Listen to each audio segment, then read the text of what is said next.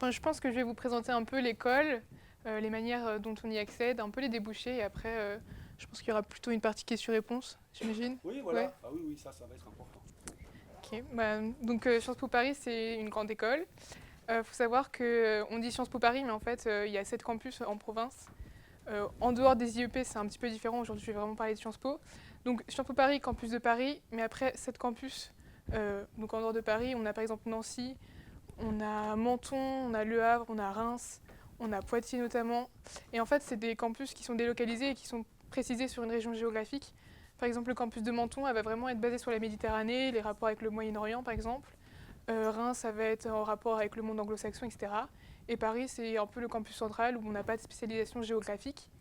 Mais après, voilà, ça dépend des affectations qu'on a. Après, nous, on peut aussi choisir quand on s'inscrit de dire moi j'ai une préférence pour tel campus.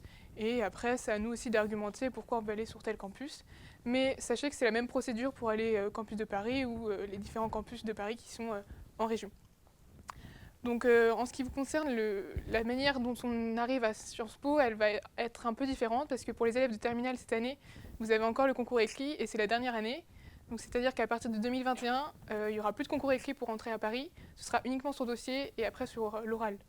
Et je vais y revenir un petit peu plus tard. Donc sur l'école en elle-même, les matières, on a 5 matières principales. On a de l'économie, de l'histoire, de la sociologie, de la science politique et des institutions politiques. C'est un peu comme du droit constitutionnel. Et avec ça, on a des maths, des statistiques, anglais, deuxième langue, on peut faire du latin, du grec. Donc en fait, on est vraiment sur plusieurs matières, un peu dans la continuité du lycée. Mais le système, c'est plutôt un système fac avec des cours magistraux, donc en amphithéâtre. On a un prof, on est 500. Où là, ça va très vite. Le rythme va vraiment très vite. C'est-à-dire qu'un cours qu'on va faire en amont ici, on va le faire en 3 heures en cours d'amphithéâtre. Donc c'est vraiment le rythme qui est différent. Et après, on va avoir des cours de méthode, ça s'appelle des conférences de méthode à Sciences Po, c'est un peu comme les TD à la fac. Et en fait, là, on va être par petits groupes. Donc nous, à Sciences Po, ça s'appelle des triplets. On est à peu près 20. Et avec un prof, on va en fait approfondir le cours magistral. Ça, c'est un peu nos cours comme on a au lycée, en fait. Et puis après, les cours de langue, on est par niveau. Et on peut très bien se retrouver avec des masters. Donc en fait, ça peut être un peu... Enfin, ça peut être bizarre un peu au début, on se présente chacun et puis la personne me dit bah moi j'ai 22 ans, etc. Mais en fait c'est juste qu'on est par niveau de langue, donc B1, B2, C1, C2, et on est mélangé entre les niveaux. Voilà. Un gros point fort de Sciences Po aussi, c'est plein d'associations qu'on peut y trouver. On peut à la fois faire une association écologique, on peut faire... Enfin moi par exemple je suis à Sciences Po TV, donc c'est-à-dire que je fais toujours du journalisme en fait. Et moi je suis spécialisée dans le sport, mais il y a plusieurs branches, il y a la culture, etc. Ça peut être des associations sur le Guatemala, ça peut être des associations LGBT, c'est vraiment très très large. Et il y a aussi évidemment des syndicats dans lesquels on peut aller militer. Il y a l'UNI, il y a Solidaire étudiante, il y a vraiment pour tous les bords politiques. Même si Sciences Po, il faut savoir que c'est quand même plutôt une école de gauche. Il y a aussi beaucoup d'étudiants étrangers, surtout après au niveau master, mais ça peut vraiment être intéressant d'avoir aussi un regard d'étudiants étrangers. Et un gros point fort de Sciences Po aussi, c'est que votre troisième année, elle est obligatoirement à l'étranger. Donc après, vous êtes affecté selon vous, vos choix. Vous avez vous mettez 5 universités qui vous intéresseraient. Et ensuite, après, c'est l'administration qui décide.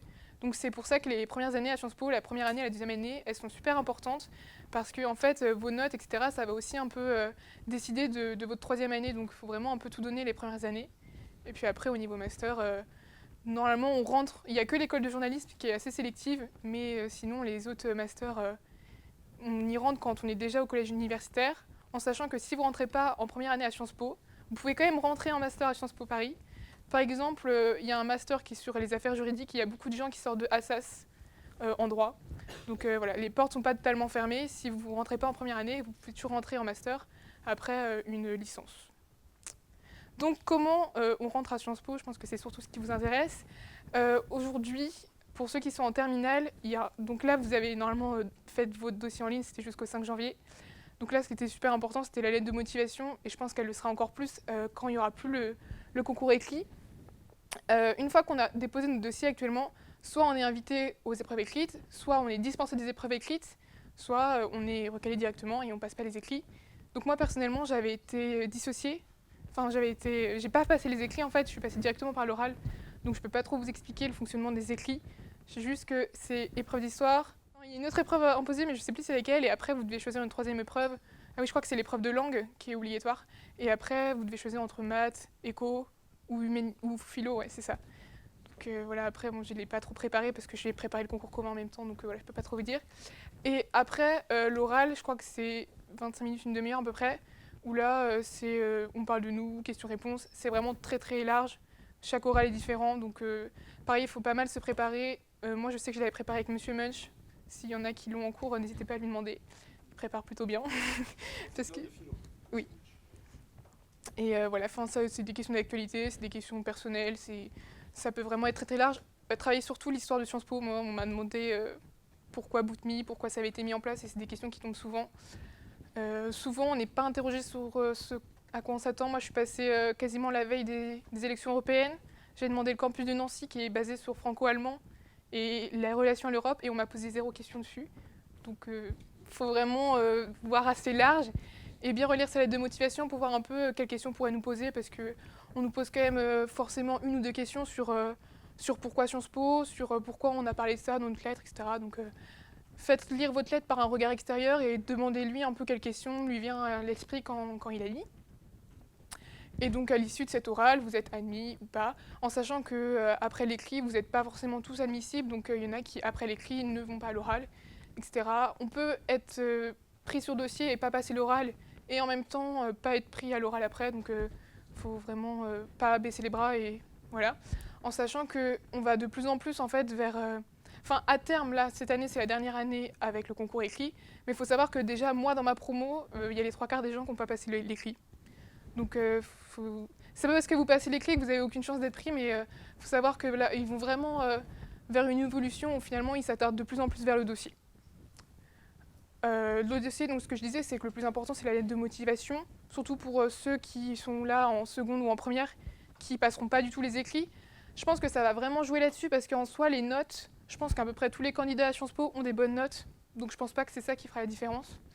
Donc je pense qu'il faut vraiment travailler la lettre de motivation, tout ce qui fait votre personnalité, tout ce que vous faites à côté du lycée.